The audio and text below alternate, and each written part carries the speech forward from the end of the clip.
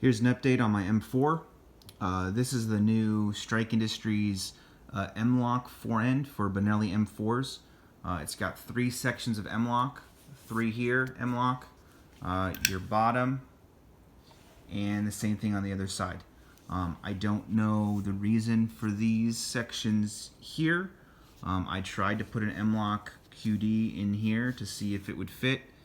It does not. Same thing with these sections. I mean, essentially anything in here would be kind of useless. And so I just have an MLOK paraclip here, and then a Magpul section of rail for my flashlight on that end. I had to remove the GG&G sling mount with the rail, mainly because I was going to put this on, so I like running my flashlight on the other side as a lefty shooter. I can hit the toggles with my hand a lot easier, and I don't think it would fit with this. This is kind of a little bit of a chunkier rail, and so I was actually going to flip the rail the other side and use it that way, but I don't think it was going to fit. So right off the bat, I mean, the rail looks nice. The rail's really cool, especially if you want to run a angled foregrip or anything like that. I'm possibly going to be getting the Odinworks B1 MLOK. It's like a really short looking angled foregrip, and I think that'll be perfect for what I like to do. The one thing I don't like about this rail is the one thing that makes me kind of go, man, this is a pain in the ass. So you have 4 set screws, 2 on this side, and then 2 up front. If you don't cinch those down, you get wiggle in the forend. So what that means is your M4, when you break it down, you're going to need to loosen those screws. If not, because they're pinched up against, like it's pinched up against the, I guess whatever you want to call that, the barrel lug. So that set screw kind of pinches on that, and this set screw pinches on that metal. It's just a forend. It's just the forend guide. So you'll notice that it's relatively see-through. That is, my gas piston. You can see the pistons in there. So that's the piston.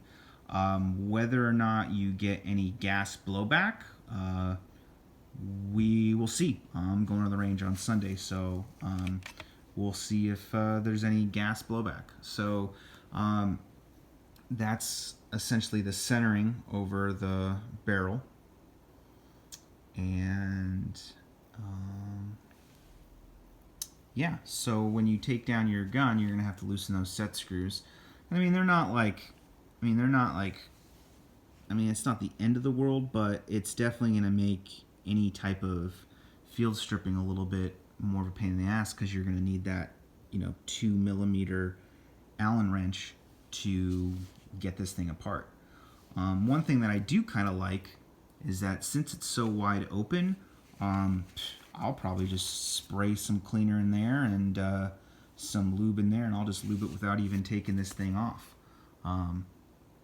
But that is the new Strike Industries MLOK rail. Another note I will put is when I was installing it, it was kind of odd. I almost couldn't even install it because your tolerances, for the most part, it was kind of difficult to slide it in from this end over your gas system. And then eventually I kind of just got it in there and have no real issues with that. I wish it was something that would just stay like installed and you could just slide your barrel off and slide your barrel on, and this would just kind of be a part of it. I think that's kind of how like the Surefire one was. I also wish that they didn't use set screws. I feel like that's kind of that's just a lazy way of engineering something. Unless for whatever reason there's a lot of different tolerances for different M4s, then I can understand that if Benelli is on the lazy side and not everything is the same. But it definitely would have been nice to get something that fit a little bit cleaner and didn't need set screws, or at least it didn't need set screws to pinch up against pieces of the gun. Like if it had a set screw that would like rest on top of, you know, this piece, like right here, if it was like a set screw to rest on top of there to keep it from wiggling, then that's cool. Then that's fine. That's actually going to keep it in place. I don't have to worry about undoing the screw every time I want to take apart my M4. And then you also have to worry about over tightening the screws, you know, because it's going to put little divots, you know, in your barrels. You can't really see it, but you know that set screw is pinching right up against the barrel, essentially the barrel. And so that being said, that's kind of the, you know, the one issue I think that's kind of crappy. But you know, we have a forend. It's got MLOK. I don't know why it has MLOK shit here. I mean, really all you need is a sling loop and a light and a pick rail for either a light, or if you're going to run a laser or a vertical grip. So and then like I said before, I think the design's cool, but not really sure. I don't know how much blowback or gas blowback you get in an M4, but I would imagine if you're holding your hand up here, if that's the, you know, if that's the end of the gas system and that's where any of the excess gas funnels, then your hand's gonna get fucking blasted. But luckily I shoot with gloves when I run my shotgun, just you know, so you don't cut yourself. Everything on it is pretty smooth. There's no sharp edges. I don't feel like anything's gonna snag. Maybe it'll help let your benelli run cooler, because now your gas system's going to be more out in the open. Maybe it's going to get dirtier because now it's more out in the open. As you can see, your pistons are just right there, so any dirt or dust is going to you know, be able to get in there. You dump it on the floor, it's going to get in there. You dump it in the mud, not that anybody's dumping it in the mud, but I would imagine you know, any type of testing that this would have to endure. It's pretty exposed. You know, I understand that it makes it kind of lighter, but I would have probably not had this piece snap cut in there, because that's useless. You can't do anything with it. And I probably would have had this sculpt up a little higher, and then I would have had the set screw sit on top of that. That's what I would have it. I would have had the set screw sit on top of that. And I think that would make it a little bit of a cleaner design, just because I don't really like set screws.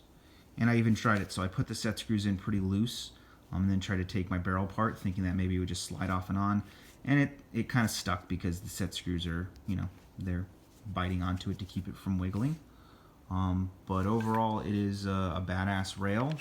And I think, you know, everybody that has an M4 is going to want one, especially if you want to run a light and you're not currently running, you know, the G. I mean, obviously the GG&G mount is kind of, you know, a go-to. For $40, you get that pick rail and 2 clip mounts.